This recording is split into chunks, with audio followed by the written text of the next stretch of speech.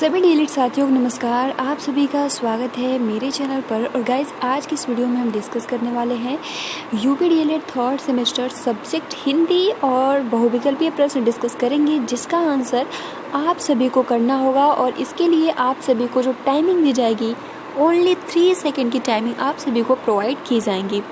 ठीक है, तो चलिए स्टार्ट करते हैं। आप सभी वीडियो को लाइक कर दीजिए और अपने फ्रेंड्स मित्रों को भी शेयर कर दीजिए, ताकि और भी प्रशिक्षु जुड़ सके। क्योंकि मुझे पता है इस वीडियो का नोटिफिकेशन नहीं गया होगा, तो आप सभी, क्योंकि यूट्यूब का रूल होता है, नियम होता है कि एक दिन में 3 ही वीडियो का नोटिफिकेशन जाता है। तो इसलिए नोटिफिकेशन से रिलेटेड बहुत ज़्यादा शिकायत आते हैं कि आपके वीडियो का नोटिफिकेशन नहीं आते हैं। तो इसलिए फ्रेंड्स, आप टेलीग्राम चैनल से जुड़ जाइए, क्योंकि हम वहाँ पे जितने भी वीडियो यूट्यूब पे प्रोवाइड करते हैं, वहाँ पर हम लिंक सेंड करते हैं और टेलीग्राम पे हमेशा नोटिफिकेशन जाता है। ठीक है, जब तक आप उसे म्यूट ना करें तब तक। ठीक है, तो चलिए स्टार्ट करते हैं। और जितने भी ये प्रश्न हैं बहुत ज़्यादा महत्वपूर्ण है। ठीक है, तो चलिए शुरू करते हैं, जिसमें सबसे पहला जो प्रश्न है कि पत्र पत्रिकाएं भाषा सिखाने में ऑप्शन है बड़ों को पढ़ने की वस्तु है, साधक है, बाधक है, त्रुटियों को बढ़ावा देती है। तो पत्र और पत्रिकाएं भाषा सिखाने में क्या है? क्या बड़ों को पढ़ने की वस्तु है, साधक है, बाधक है, या फिर गलतियों की बढ़ावा देती है? मतलब ऑप्शन डी तो होगा नहीं, है ना, ये तो कंफर्म है। बाधक है, ये भी नहीं होगा। बड़ों को पढ़ने, जरूरी थोड़ी ना है कि पत्र और पत्रिकाएं बड़े ही पढ़ते हैं, ऐसा नहीं है।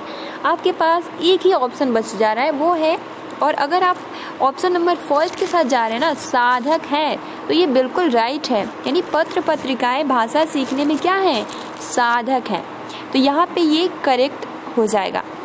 सेकंड आपका प्रश्न है भाषा स्वयं में ऑप्शन है एक विषय मात्र है, ऑप्शन बी संप्रेषण का एकमात्र साधन है, एक नियमबद्ध व्यवस्था है, एक जटिल चुनौती है। तो भाषा स्वयं में क्या है? ठीक है, बहुत ज़्यादा महत्वपूर्ण ये प्रश्न है। ठीक, सो फ्रेंड्स देखिए, यहाँ पे पहला जो कह रहा है कि भाषा स्वयं में एक विषय मात्र है। विषय मतलब क्या भाषा को सब्जेक्ट कहते हो? ऐसा तो नहीं है, तो ये भी ऑप्शन कट हो जाएगा। संप्रेषण का एकमात्र साधन है, संप्रेषण का एकमात्र साधन है, ये भी उतना जरूरी थोड़ी ना है कि आप संप्रेषण केवल भाषा के माध्यम से ही कर सकते हैं। बहुत सारे ऐसे माध्यम हैं, टेक्नोलॉजी है, जिसके माध्यम से जो भी आपके भाषा लैंग्वेज है वो आप भेज सकते हो। तो एकमात्र साधन आप नहीं कह सकते हो। एक नियमबद्ध व्यवस्था है, ठीक है, एक जटिल चुनौती है। तो यहाँ पे ऑप्शन नंबर सी होगा करेक्ट। ठीक है, उसके बाद देखिए यहाँ पे अगला जो आपका प्रश्न है कि, ठीक है, नेक्स्ट देखिए आपका प्रश्न है कि भाषा का प्रयोग केवल परीक्षा में होता है, केवल पाठ्य पुस्तकों में होता है, केवल मुद्रित सामग्री में होता है, जीवन के विभिन्न संदर्भों में होता है। तो भाषा का प्रयोग यहाँ पे क्या हो जाएगा? सो फ्रेंड्स, अगर आप ऑप्शन नंबर फर्स्ट के साथ जा रहे हैं कि केवल परीक्षा में होता है, तो गलत है। ऑप्शन नंबर बी के साथ जा रहे हैं केवल पाठ्य पुस्तकों में होता है, ये भी गलत है। केवल मुद्रित सामग्री में होता है, ये भी गलत है। बट जो आपका फोर्थ है ना, ऑप्शन नंबर डी, कि जीवन के विभिन्न संदर्भों में होता है, तो यहाँ पे यही करेक्ट हो जाएगा कि भाषा का प्रयोग जीवन के विभिन्न संदर्भों में होता है। इसलिए ऑप्शन नंबर, अगर 3 का ऑप्शन नंबर आप डी बता रहे हो, तो बिल्कुल सही और बहुत बढ़िया। ठीक है, चलिए आगे बढ़ते हैं। फोर्थ आपका प्रश्न है कि भाषा की पुस्तकें ऑप्शन है अभ्यास परक ही होनी चाहिए, ऑप्शन बी साधन है, ऑप्शन सी साध्य है, ऑप्शन डी भाषा सीखने का एकमात्र संसाधन है। सो जो भी लैंग्वेज की जो भी पुस्तकें होती है वो क्या है? तो एक साधन है। ठीक है, ऑप्शन नंबर 4 का जो हो जाएगा ऑप्शन नंबर बी, एक साधन है। ठीक है, तो यहाँ पे करेक्ट आंसर हो जाएगा बी। देखिए फिफ्थ आपका प्रश्न है कि यहाँ पे प्रश्न है कि बच्चों की भाषा के आकलन का सर्वाधिक प्रभावी तरीका है।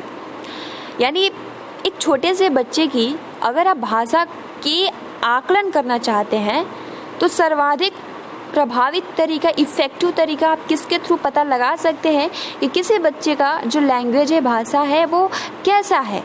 ऑप्शन फर्स्ट कहता है कि प्रश्न पूछना और पढ़ी गई सामग्री पर प्रतिक्रिया व्यक्त करना, श्रुत लेख सुनना और लिखना, लिखित परीक्षा, जो लिखित परीक्षा करवाया जाता है, जैसे आपका एग्ज़ाम जो होता है वो एक प्रकार का लिखित परीक्षा है, और प्रश्नों के उत्तर देना। तो आप बच्चों की भाषा के आकलन का सर्वाधिक प्रभावी तरीका कौन सा है, किसके थ्रू जान सकते हैं। सो फ्रेंड्स देखिए, यहाँ पे कह रहा है कि प्रश्न पूछना और पढ़ी गई सामग्री पर प्रतिक्रिया व्यक्त करना। तो आप इससे भाषा, क्योंकि आप केवल उसे मतलब ये जान जाएंगे कि मतलब कि वो आप जो बोल रहे हो वो सही से बोल रहे हो, लेकिन आप ये नहीं जान पाएंगे कि वो सही से लिख पा रहा है या नहीं। तो पहला तो होगा नहीं। श्रुत लेख, यानी यहाँ पे आप सुनना और लिखना, तो वो सुन के लिख रहा है बट पता नहीं वो आप उसको चेक करेंगे या नहीं। लेकिन लिखित परीक्षा में ये कंफर्म होता है कि वो जो भी प्रश्न होता है, एक तो आपने उसको प्रश्न दिया, ठीक है, उसने लिखा, अब उसने लिखा तो ये तो कंफर्म है कि उसके माइंड में वो पहले से ही है, और लिख रहा है तो क्या वो सही ढंग से लिख रहा है या नहीं अपने भाषा को, तो ये क्या हो जाएगा, यही आपका सही हो जाएगा। यानी ये इसमें ये इसके बारे में जानता है, और लिख कर आप सभी को मतलब जो भी टीचर होंगे जो आकलन करेंगे वो देखेंगे। तो इसलिए यहाँ पर ऑप्शन नंबर जो सी है ये लिखित परीक्षा के द्वारा ही, तो ऑप्शन नंबर सी यहाँ पे करेक्ट आंसर हो जाएगा। 6 आपका प्रश्न है कि भाषा सीखने का उद्देश्य है। ऑप्शन ए विभिन्न स्थितियों में भाषा का प्रभावी प्रयोग करना, ऑप्शन बी अपनी बात कहना सीखना, ऑप्शन सी दूसरों की बात समझना सीखना, कोई नहीं। तो भाषा सीखने, अब भाषा क्यों सीखते हो, ठीक है, भाषा क्यों सीखते हो। अब जैसे हिंदी आपको आती है, भोजपुरी भी आती होगी, कंफर्म है, क्योंकि अपना यूपी है। अगर यूपी में अगर आपको भोजपुरी नहीं आता है तो फिर मतलब कोई मतलब ही नहीं है, ठीक है। तो इसलिए हिंदी आती है, भोजपुरी आती है, और इंग्लिश भी थोड़ी थोड़ी आती है। अब हो सकता है किसी प्रशिक्षक को मतलब इंग्लिश बहुत अच्छी है, बट यहाँ पे आप जब कोई लैंग्वेज सीखते हो तो उसका उद्देश्य क्या होता है, उसका उद्देश्य होता है क्या अपनी बात कहना सीखना। नो, आप जरूरी थोड़ी ना है कि आप अपनी बात को किसी दूसरे लैंग्वेज में ही सीखेंगे। दूसरों की बात समझना सीखना ये नहीं। यहाँ पे ऑप्शन नंबर फर्स्ट के साथ अगर आप जा रहे हो कि विभिन्न स्थितियों में भाषा का प्रभावी प्रयोग करना, यानी जैसी स्थितियाँ है उसी के अकॉर्डिंग आप अपने लैंग्वेज का यूज कर सकते हो, तो ये हमारा उद्देश्य होता है। इसलिए ऑप्शन नंबर फर्स्ट यहाँ पे करेक्ट हो जाएगा, ठीक है। आगे बढ़ते हैं। देखिए अगला जो आपका प्रश्न है कि नायक में संधि है। अब नायक में संधि है, द्वंद्व। देखिए हम लोग संधि टॉपिक जो है ना बहुत ही अच्छे से डिस्कस करेंगे। फिलहाल अभी केवल हम ऑब्जेक्टिव टाइप डिस्कस कर रहे हैं, इसलिए 3 सेकंड की टाइम दी जाएगी और मैं यहाँ बता दूंगी को कौन सा होगा। तो नायक में संधि है द्वंद्व संधि, अयादि संधि, यड़ संधि, गुण संधि। अब देखिए संधि जो टॉपिक है इसको बहुत ही अच्छे से आप सभी को समझना होगा, ठीक है। अगर हम यहाँ बताने लगेंगे तो फिर बहुत ज़्यादा टाइम लगेगा, तो क्योंकि मॉक टेस्ट है तो इसलिए। तो नायक में संधि है, क्या होगा, option number first, option number second, option number C, option number D. So friends यहाँ पर अगर आप ऑप्शन नंबर डी के साथ जा रहे हो अयादि संधि, तो बिल्कुल सही है, ठीक है। हम आप सभी को मतलब जब ये पूरा खत्म हो जाएगा आप इसको रट लीजिएगा, हो सकता है कि एग्जाम में यही पूछ ले, तो इसलिए अयादि संधि यहाँ पे करेक्ट हो जाएगा। हम संधि से रिलेटेड आप सभी को सेपरेट वीडियो में प्रोवाइड करेंगे। फिलहाल 8 आपका प्रश्न है कि धरती और आकाश के बीच का स्थान है अंतरिक्ष, धारा, वसुंधरा, पृथ्वी। तो धरती और आकाश के बीच में अंतरिक्ष है, जी हाँ फ्रेंड्स अंतरिक्ष है, ठीक है। तो अगर आप ऑप्शन नंबर फर्स्ट के साथ जा रहे हो तो बिल्कुल सही है, करेक्ट है, वेरी गुड, ठीक है। चलिए 9वां आपका प्रश्न है कि पवन में संधि है, गुण संधि, यड़ संधि, अयादि संधि, कोई नहीं। तो पवन में कौन सा संधि है। सो फ्रेंड्स यहाँ पे हो जाएगा अयादि संधि, ठीक है। जिस तरीके से नायक का अयादि संधि था उसी प्रकार पवन का भी अयादि संधि हो जाएगा। पंचपद पात्र के लेखक हैं श्री पदुम लाल पुन्नालाल बख्शी, वाजपेयी, डॉक्टर नागेंद्र मिश्र जी। तो पंच पात्र के लेखक हैं तो कौन है। तो फ्रेंड्स यहाँ पे जो राइट आंसर हो जाएगा ना वो हो जाएगा बहुत ज़्यादा महत्वपूर्ण। देखिए पंच पात्र और रिलेट कीजिए पदुम लाल पुन्नालाल बख्शी, यानी प, और यहाँ पे पंच पात्र में भी प है, तो इस तरीके से यहाँ पे ऑप्शन नंबर फर्स्ट बिल्कुल सही हो जाएगा। 11 नंबर प्रश्न है कि परिमल काव्य के रचयिता थे कबीर, बाबू गुलाब राय, महादेवी वर्मा, सूर्यकांत त्रिपाठी निराला। सो फ्रेंड्स यहाँ पे क्या आंसर होगा, परिमल काव्य के रचयिता कौन थे? सो फ्रेंड्स यहाँ पर देखिए जो हो जाएगा वो हो जाएगा सूर्यकांत त्रिपाठी निराला। अंधे के हाथ बटेर लगना का अर्थ है ऑप्शन ए बीतु का मेल मिलना, ऑप्शन बी बिना कुछ किए फल की प्राप्ति, ऑप्शन सी व्यवहार में अस्पष्टता, इनमें से कोई नहीं। तो फ्रेंड्स यहाँ पे मुहावरे का अर्थ क्या होगा कि अंधे के हाथ बटेर लगना, इसका अर्थ क्या होगा? अब बहुत मतलब इजी है, अंधे के हाथ बटेर लगना। तो फ्रेंड्स यहाँ पे हो जाएगा कि बिना कुछ किए ही फल प्राप्ति।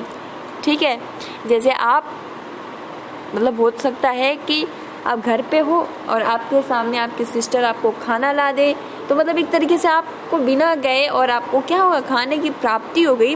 तो इस तरीके से बिना कुछ किए फल की प्राप्ति, यानी हम इसको कहते हैं, आप याद भी कर सकते हो और अपने घर में यूज भी कर सकते हैं, या ऐसा क्या होता है ना कि आपको आसानी के साथ याद हो जाएगा, तो आप ऐसा कह सकते हो कि अंधे के हाथ बटेर लगना। ठीक है, सो हमें ये बहुत पसंद आया यहाँ पे ये लाइन, और हम तो इसको याद करेंगे और इसका यूज भी करेंगे। फिलहाल यहाँ पर इसका आंसर हो जाएगा बिना कुछ किए फल की प्राप्ति।